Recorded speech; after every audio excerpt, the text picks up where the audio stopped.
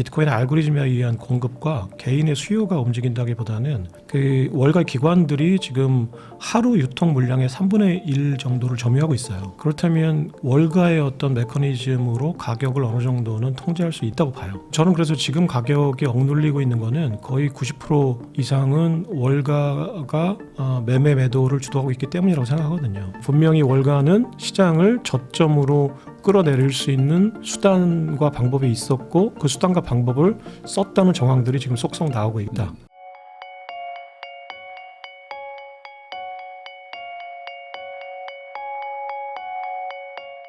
안녕하세요. 부익남TV의 부익남입니다. 오늘은 제3의 달러라는 책을 쓰셨죠. 김창익 작가님 모시고 최근 코인 시장과 글로벌 자산 시장의 변화에 대해서 이야기 나눠보도록 하겠습니다. 작가님 안녕하세요. 네, 안녕하세요.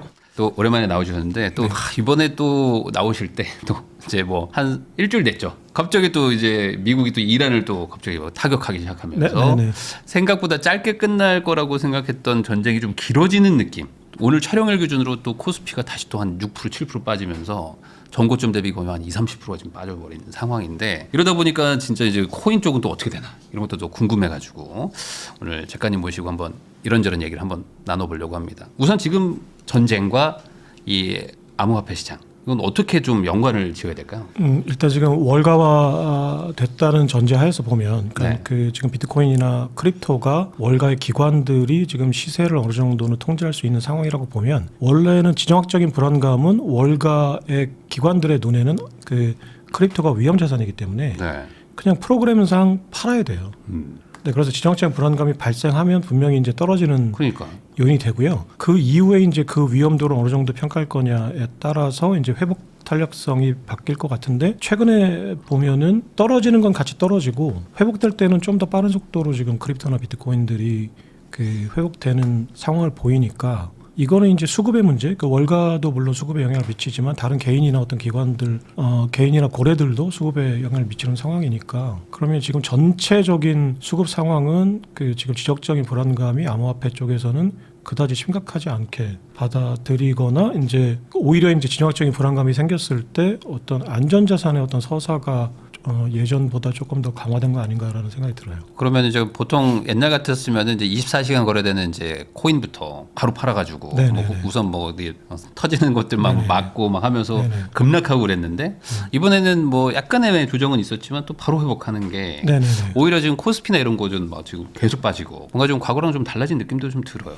그러니까 뭐 여러 가지 이유가 있을 거고 그게 데이터들이 뒷받침되기 전에 제가 뭐 그걸 단정해서 설명할 수 있는 상황은 아닌 것 같은데 일단 되게 중요한 모멘텀이 하나 이제 생겼는데 이란 전쟁 발발 직후에 이란 내부에서 그 이란에 있는 그 제1위 거래소를 통해서 개인 지갑이나 해외로 이제 그 크립토 자금이 빠져나가는 게 700% 이상 급증을 했다고 해요. 전쟁 나자마자. 이제 처음에 급락을 했다가 이제 그게 그 수요가 뭐 시세를 끌어올렸다고까지 설명하기 제가 생각할 때 좀 힘들 것 같긴 한데 어쨌거나 사람들이 그게 이제 지금 크립토를 바라보는 일반 사람들의 어떤 수요의 변화를 일부 반영하는 거라면 그게 뭐를 보여주는 거냐면 크립토가 지정학적인 위기 시에 나의 자산을 지킬 수 있는 유용한 통로가 된다라고 사람들이 인식을 하게 된 계기는 분명히 있어요. 그러니까 전쟁을 나면 이제 뭐 금이나 뭐 이런 것도 들고 다닐 수도 있겠지만 그거보다 사실 더 안전한 게 인터넷망에다 보내버리는 비트코인이니까. 그래서 일단 그 이란의 혁명수비대도 그 인터넷망부터 끊어버렸거든요. 자금이 더 이상 유출되는 걸 막기 위해서. 근데 실제로 자금을 많이 유출한 거는 혁명수비대. 자기들 본인들이 간부들이 빼돌리면서 혁명수비대 자체가 또 인터넷을 또 차단시키고 이제 추가로 자금이 빠져나가는 거를 막았으니까 그러면 전 세계가 크립토 진영에서 그 이제 이란에서 이제 자금의 이동을 어느 정도 계속 모니터링 하고 있었을 텐데 이거 지금 금보다도 더 쉽게 자금을 쉽게 얘기하면 혁명수비대 입장에서는 자금을 빼돌리는 거잖아요. 해외로 안전한 곳으로 아니면 내 지갑으로 디지털 금이라는 서사가 이제 월가화되면서 위험 자산으로 이제 거의 세팅이 되다가 이제 또 이게 금보다 더 안전한 자산이 아닌가? 역시나 그러지 않을까라는 그 인식이 어느 정도는 이제 서사가 살아나는데 이런 전쟁이 좀 영향을 미친 것 같아요. 근데 이제 비트코인에 대해서 이제 안 좋게 얘기하시는 분들은 이제 결국에 무슨 뭐 범죄 수익 아니면 말씀하신 것처럼 어떤 뭐 부정부패 뭐 이런 거에다가 쓰지 이게 뭐 대세적인 뭐 그런 거는 잘 안 한다 사람들이 뭐 이런 얘기도 하시잖아요. 그러니까 제가 그 얘기하면은 한번 여쭤보고 싶은 카르텔 뭐 이런 거 네, 마약 한번 카르텔. 여쭤보고 싶은 게 전 세계 금융 카르텔이 달러로 형성돼 있어요. 네. 네, 그리고 전 세계 범죄자들이 제일 많이 돈을 은닉하는 게 금하고 달러예요. 뭐 그러겠죠 뭐. 네. 비트코인도 물론 그런 거로 쓰이지만 그 예를 들어서 내가 자동차를 현대자동차에서 만드는데 그게 교통사고가 난다고 해서 그게 그 나쁜 자산은 아니잖아요. 그 나는 그 시카를 만들었는데 그 어떤 장인이 시카를 만들었는데 누군가 그 시카를 살인해 쓴다고 해서 그 장인이 만든 그 시칼이 나쁜 건 아니잖아요. 네. 당연히 이제 어떤 자산이든지 간에 거기에 대해서 이제 악용할 여지가 있으면 악용하고 싶어하는 사람들은 악용하겠지만 그렇다고 해서 그거를 나쁘다라고 치부하고 없앨 거냐 그게 아니라 그 악용 당하는 메커니즘을 없애야지 그 자산 자체가 유용하고 어떤 인간 사회에 이익이 된다라고 보면 그건 이용해야죠. 그러니까 시칼이 살인 무기로 쓰인다고 해서 시칼을 없앨 수는 없잖아요. 시칼을 살인 무기로 쓰는 사람한테 어떻게 전달이 되지 않을까를 고민해야지 이 시칼이라는 산업을 없앨 수는 없잖아요. 네. 자동차가 교통사고가 난다고 해서 자동차 산업을 없앨 수는 없잖아요. 비트코인도 마찬가지예요. 크립토라는 암호화폐 자체가 범인들이 일부 악용한다고 해서 이거를 없애거나 이렇게 결론이 나거나 그런 식으로 논리를 펴는 거는 그러니까 그게 뭐라고 해야 되죠? 그러니까 빈대 하나 잡자고 초과상관 태우는 거랑 똑같은 거니까 우리 인류가 이 비트코인이랑 크립토가 얼마나 유용한 자산인가를 판단했다. 지금 상황은 그 정도는 판단했을 거라고 믿어요. 그러면은 이거를 계속 인간 사회에 이제 이익이 되는 방향으로 제도화시키고 키워나가고 아니면 제도화가 뭐 불합리하다고 하면은 이제 민간이 뭐 어떤 철학 그대로 키워나갈 생각을 해야지. 이게 뭐 범죄인한테 쓰인다고 해서 나쁜 자산이야. 이렇게 결론이 나는 거는 굉장히 비논리적인 결론이죠. 그러면 이번에 그 전쟁의 여파 때문에 어쨌든 코인은 그래도 뭐 어쨌든 버티고 있는데 이게 뭐 추가 하락이 막 일어난다거나 뭐 급락의 가능성 이런 것들은 뭐 당장은 좀 보이지 않는다라고 봐야 될까요? 그건 누구도 모르죠. 그러니까 뭐 근데 지금 이제 그 나중에 온체인 데이터 제가 이제 온체인 데이터 쪽을 분석하지는 않으니까 근데 네. 그런 쪽을 분석하시는 분들이 분석을 해주실 텐데 제 생각에는 지금 아마 이제 쇼트 퀴즈나 뭐 저도 이제 어려워서 무슨 말인지 정확하게 전달해드리기 어려운데 그 추가로 하락할 수 있는 압력을 주는 여러 가지 그 포지션들이 많이 정리가 됐다고 해요. 그러니까 여기서 이제 이제 굉장히 지금 건전화돼 있는 건강해져 있는 상황이니까 어떤 호재에 반응할 확률이 좀 더 크다고는 생각해요. 그러니까 망할 사람들 다 망했다. 네, 이미 이제 다 털고 나가거나 이제 뭐 망해서 빠져나가거나 이제 빠졌다. 네. 그래서 건강해진 상황이어서 지금은 이제 실수요나 실매도 수요들이 이제 이 시장을 움직이는 상황이다. 네. 물론 여기서 또 이제 포지션을 더 잡을 수도 있겠지만 그러니까 당분간은 이게 뭐 급락하거나 이럴 가능성은 적다고 보고 물론 그럼에도 불구하고 지금 시장 상황이 안 좋아지거나 또 매수 심리가 안 좋아지면 빠질 수는 있죠. 그 누구도 모르는 건데 지금 현재 상황만 봐서는 그래도 시장이 많이 이제 그 건전화됐다 이렇게 보는 게 맞을 것 같아요. 그런 분석들이 많이 나오고. 그러면은 그 어쨌든 월가에서 많이 뭐 이렇게 ETF든 뭐든 이렇게 자금도 많이 들어와 있는 상태인데 그래서 이제 약간 그 나스닥이나 뭐 이런 거랑 좀 동조화된다 뭐 이런 얘기들도 많았었고 뭐 그리고 이제 뭐 결국에 말씀하신 것처럼 이제 긴급 자금이 필요하면 여기서 빼기 때문에 계속 또 뭐 충격받는다 뭐 이런 거였는데 지금은 약간 그러면 과거 같은 약간 개인들이 운영하던 그 지난 사이클 같은 느낌으로 생각을 해야 되는 건가요? 뭐 어떻게 봐야 되나요? 그거는 이제 벗어난 것 같아요. 그러니까 그 지금 IBIT나 ETF만 해도 110만 개 정도를 가지고 있고 미국이 비공식적으로 지금 거의 90만 개 가지고 있거든 정부가. 네. 그러면은 상당히 이제 공급에 비해서 이제 잠겨 있는 매물이 상당히 늘어났고 얼마 전에 3월달에 지금 2천만 개 발행이 넘어갔거든요. 그러니까 이제 지금은 어떤 그 비트코인의 알고리즘에 의한 공급과 개인의 수요가 움직인다기보다는 그 월가 기관들이 지금 하루 유통 물량의 3분의 1 정도를 점유하고 있어요. 네. 그렇다면 그 월가의 어떤 메커니즘으로 가격을 어느 정도는 통제할 수 있다고 봐요. 그래서 저는 그래서 지금 가격이 억눌리고 있는 거는 거의 90% 이상은 월가가 매매 매도를 주도하고 있기 때문이라고 생각하거든요. 네. 그리고 실제로 그 제인 스트리트라고 하는 그 퀀트 트레이더가 있는데 2020년대 초반에 인도에서 이제 그런 시세 조작으로 어마어마한 과태료과 벌금을 물었던 그 헤지펀드예요. 근데 네. 이제 퀀트 트레이드라고 해서 최근에 이제 AI 에이전트로 이제 그 초단기 매매를 이제 고빈도 매매를 해서 시세를 조작하고 그 이제 조작한 시세대로 본인들이 이익을 취하는 이제 의혹을 받고 있는데 그 2025년 10월 10일 대폭락이 한번 있었을 때 그 대폭락이 알고리즘 스테이블 코인의 패그가 깨지면서 발생했거든요. 네. 근데 이게 인도에서 퀀트 그 아까 얘기했던 제인 스트리트가 했었던 수법하고 똑같아요. 네. 그리고 FTX 사태도 지금 그 알고리즘의 패깅을 그 어떤 알고리즘 매매 퀀트 트레이딩을 하면서 깨져가지고 FTX 사태가 발생했다라고 하는 게 지금 이제 그런 의혹이 발생하면서 FTX 쪽에서 지금 소송을 건 상황이에요. 제인 스트리트를 대상으로. 네.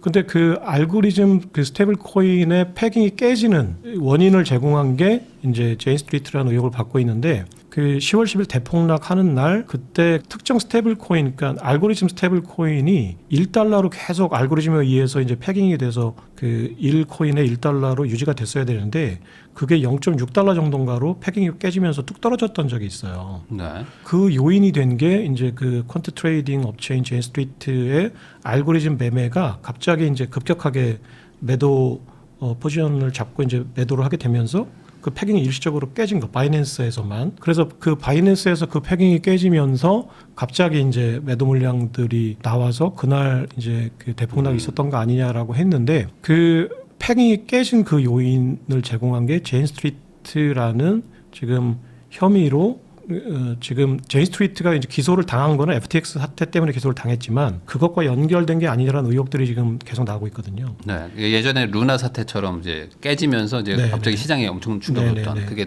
그때 반복됐다. 그거를 이제 주도한 세력이 이제 아까 얘기했던 제인 스트리트 같은 이제 퀀트 트레이딩 업체들. 네, 네.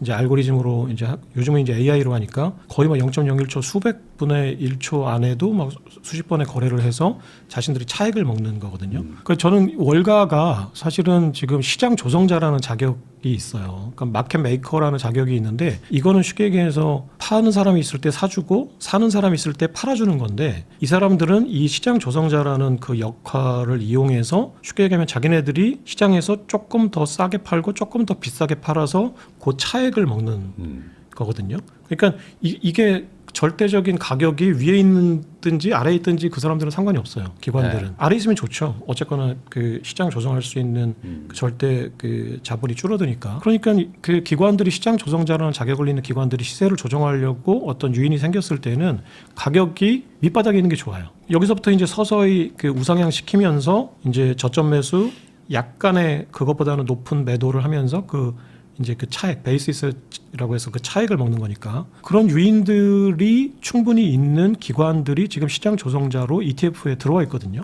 네.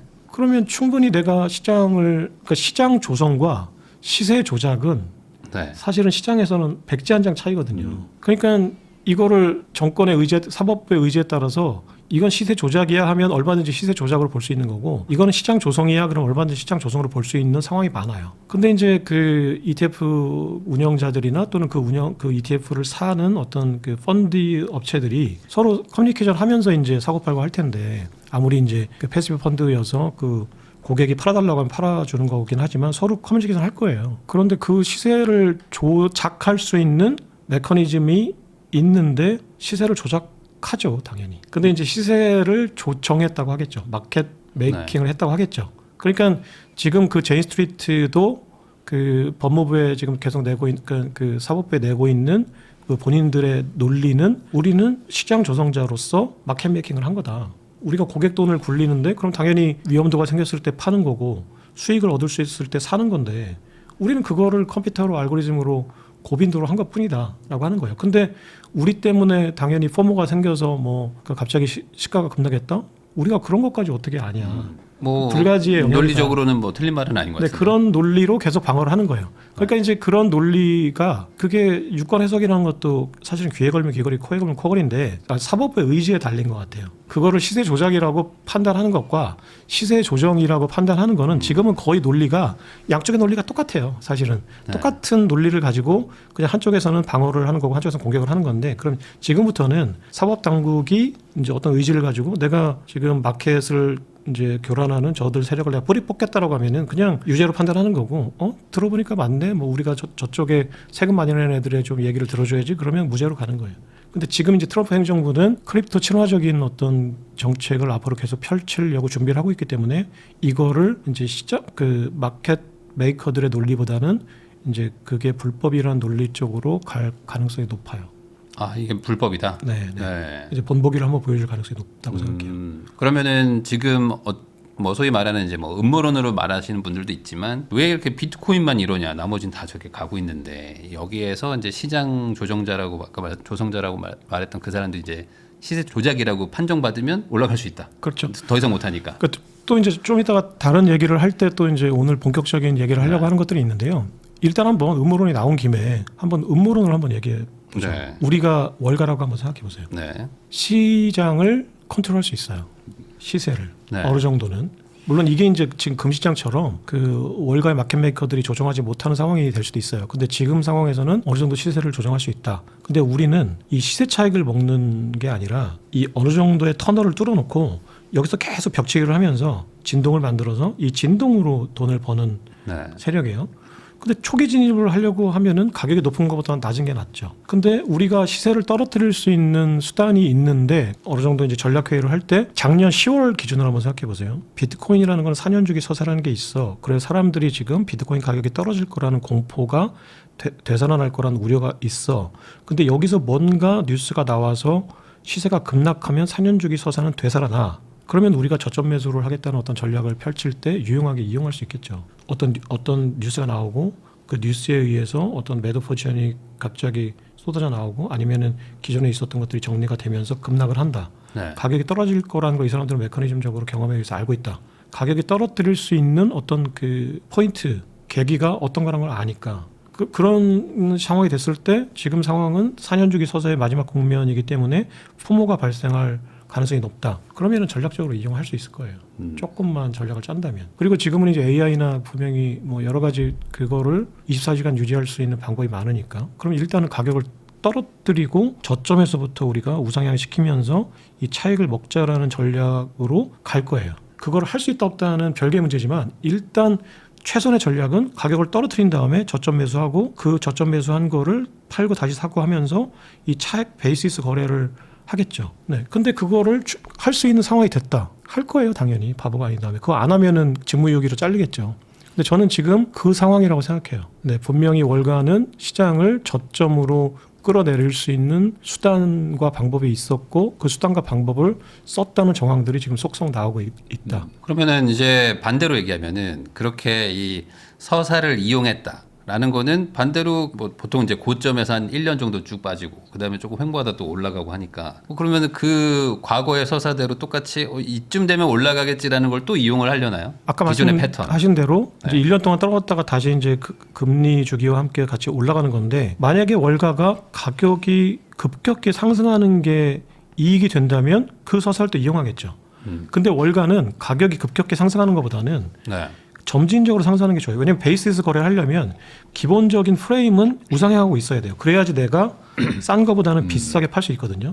하지만 이게 급격히 J커브를 그리는 것보다는 그냥 완만하게 올라가는 게 좋아요. 그렇다면 월가는 그렇게 할 수 있다면 그렇게 할 거예요. 근데 이제 시장의 다른 요인에 의해서 갑자기 4년 주기 서사가 또 지배적인 어떤 서사가 돼서 J커브를 그린다. 그러면 월가도 나쁠 건 없어요. 본인들이 많이 사놨는데 또 올라가니까. 근데 이제 이들이 원하는 거는 사실은 J커브보다는 완만하게 올라가는데 거기서 자기네들은 계속 이 벽체기 하면서 그러니까 차익 거래하면서 높이는 거거든요. 그래서 그거는 이제 실제로 시장이 어떻게 되는지를 볼 거다. 하지만 시장이 갑자기 급등락하는 요인은 저는 이제 시장의 요인보다 시장의 지금 월가만의 논리대로 하면은 점진적인 우상향이 좋은데 지금 트럼프 행정부가 가지고 있는 계획을 보면 어느 순간에 급격히 올라갈 수 있는 여지가 있다는 거예요. 그게 올해 안에 좀 일어날 만한 네, 올해 안에 좀 일어나야 돼요. 일어나야 트럼프가 이제 중간선거에 활용할 거고, 그리고 실제로 올해 안에 일어날 수밖에 없는 그게 99%의 확률로 성공한다고 보고 그게 성공하면 거의 100%의 확률로 올해 안에 일어나요. 그러면은 그게 어쨌든 선거에 활용한다는 목적이라면 늦어도 한 7, 8월 전에는 무언가 가시적인 가시적인 성과가 나오고 본격적으로 10월에는 이제 본격적으로 이제 뭔가 액션이 취해져야죠. 최소한. 그러니까 선거 직전에 막 급등하거나 오르는 게 뭐 제일 좋을 테니까. 그렇죠. 네네네. 그런 것들이 있다라고 이제 얘기를 해주셨습니다.